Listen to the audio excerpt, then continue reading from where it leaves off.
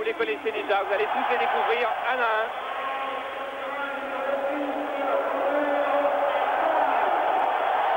Avec Robert Saab, Thierry Oleksiak, Carlos Diarte et la coup d'œil sur les Lillois. Avec Primorac, Savic qui était incertain tient finalement sa place. Roger Mila, le meilleur buteur de l'équipe stéphanoise qui a retrouvé une deuxième jeunesse ici sous les couleurs vertes. Sanchez, ex-OGC Nice. Et la fameuse fièvre verte dont on leur a souvent parlé, eh bien ils vont la découvrir finalement ce soir pour la première fois. C'est ce que nous disait Carlos Diarte qui était venu ici en ayant en tête toute la légende de Saint-Etienne. Et ce soir, eh bien, Geoffroy Guichard est archi plein au moment où les Verts pénètrent sur la pelouse. Et je dois dire que tout le monde a un petit pincement au cœur, une certaine émotion de retrouver comme ça une équipe que l'on avait enterrée l'année dernière, que l'on croyait morte. Corner donc premier de la partie pour Saint-Etienne, tiré par Daniel, tir très tendu, renvoyé par la tête d'Éric Péan. Tête de Clablou. Et on laisse jouer pour les Stéphanois. Et tir de Ribard du pied gauche. Pendant que le ballon est dehors, je vous raconte tout de suite une petite anecdote sur Clablou. Il était sur l'autoroute il y a une quinzaine de jours, une Audi 4 énorme le gênait sur la route. Il a klaxonné en hurlant pour qu'elle se range sur le côté. La voiture s'est rangée sur le côté. Elle était conduite par Robert Herbin, qui revenait de Nice, où Lyon venait d'aller gagner. Alors, je peux vous dire que Clablou n'a pas hésité et a laissé l'automobiliste en paix. Pascal Planck tire ce coup franc. Vous avez vu ce gros plan sur Jean Castaneda. Pour la tête de Primorac, tête bien boxée de Primorac, intervention de Castaneda. Tout à fait décisive. Primorac avait fait une tête comme ça piquée contre Marseille en début de semaine, on s'en souvient. Alors attention à la frappe de Patrice Ferry, là, celui dont vous avez fait connaissance en début de match. Il a une frappe du pied gauche terrible. Et il le prouve instantanément. Superbe frappe de Patrice Ferry. Bien entendu. Ferry. Mila. Mila qui est vraiment très accrocheur. Et qui est un équilibriste à l'ouverture de Mila pour Ribard. Oleksiak, tacle, Ferry, Saab. Saab, oh oui, c'est bien joué, sorti de Moté. C'est vrai qu'il fait froid. Il y a sûrement d'autres raisons pour lui. Oui, Planck.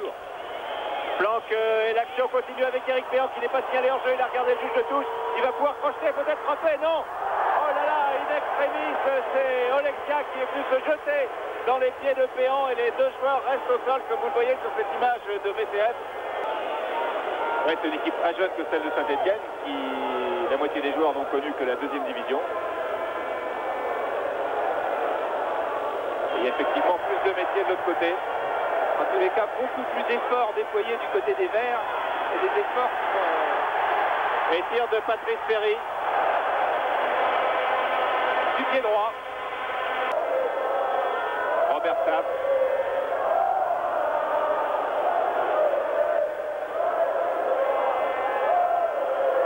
Saab, oui, qui joue avec Eric Clablou en position d'ailier. Centre de Clablou. Récupéré par Ribard. Saab encore. Et ils sont en jeu tous les deux. Diarte qui avait ajouté une très belle tête. Mais le but n'y est pas. Car il était signalé hors jeu.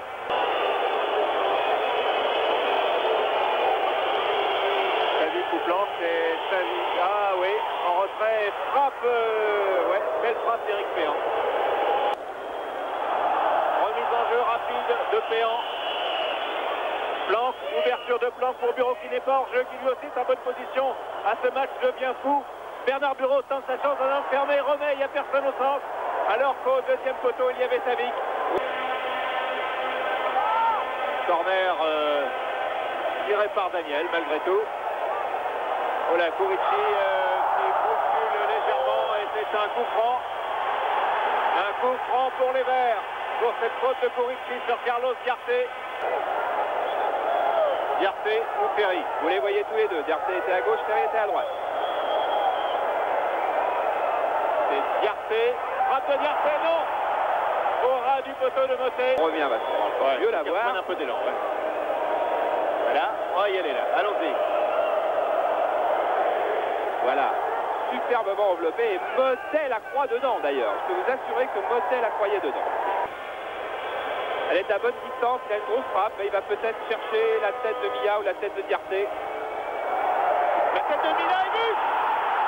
But de Roger Milla à la 44e, il restait 30 secondes exactement. Et Saint-Etienne ouvre la marque sur cette tête de Roger Milla. Les Verts mènent 1-0 contre Lille. On va revoir ça en ralenti après ces gros plans de la joie des Stéphanois. Voilà, on va regarder Roger Milla qui part dans le dos de Kourichi, qui fait une tête plongeante magnifique sur le poteau opposé. Un geste d'une pureté magnifique qui explique toutes les embrassades des Stéphanois. C'est vrai que c'était très bien joué. On revoit, regardez Milla, il va gicler sur la droite de l'écran, au nez et à la barbe de Kourichi. Voilà, et quelle tête hein. Et voilà, c'est reparti avec Savic, Planck.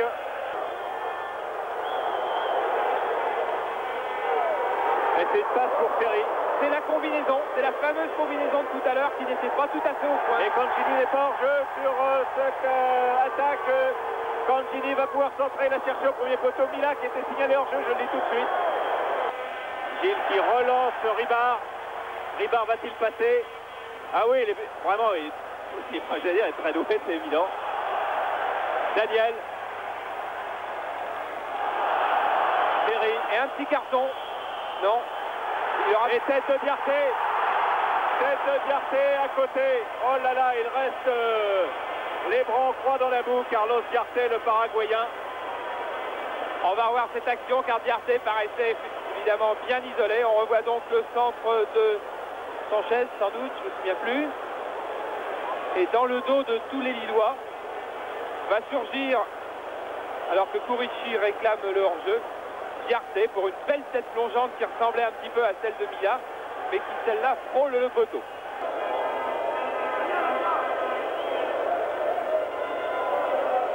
Primorac ou ça, c'est Primorac.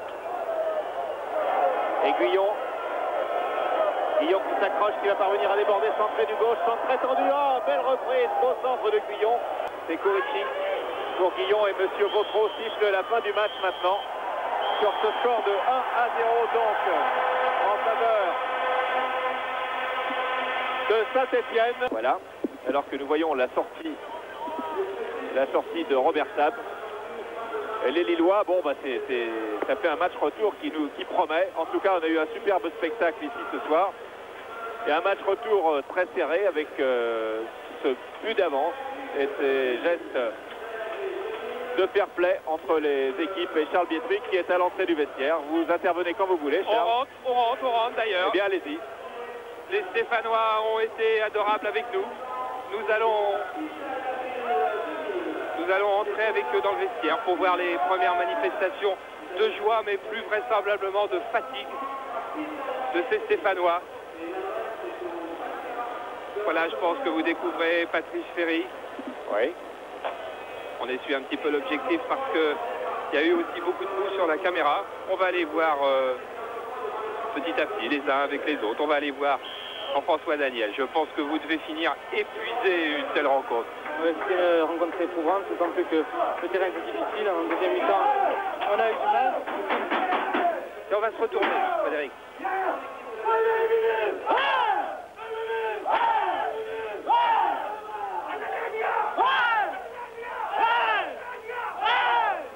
Qualification à l'image de Roger Milla dans son duel intraitable avec son ami l'Algérien Kourichi. Milla passe, centre, Ribard réussit un joli geste technique. C'est le Saint-Etienne qualifié de la deuxième mi-temps, dominé mais pas débordé.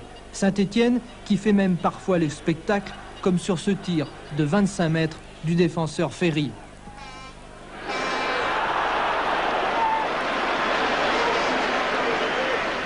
Lille, de son côté, ne baisse pas les bras. Les nordistes ont un but de retard et les blancs ne desserrent pas les taux. La pression est constante. Jean Castaneda a beau être vigilant, l'opiniâtreté des Lillois va payer. Thomas tire ce coup franc sur la tête de l'immense Kourichi et avec l'aide du poteau, Lille ouvre la marque. Un partout sur l'ensemble des deux matchs. Tout est à refaire pour les Verts. Mais encouragé par 25 000 personnes, Lille arrache la qualification. Dans les ultimes secondes du match, centre de Thomas à nouveau pour la tête du Yougoslave Savic. Le rêve stéphanois s'effondre, Lille explose de joie. L'entraîneur et les dirigeants nordistes ont sauvé leur saison.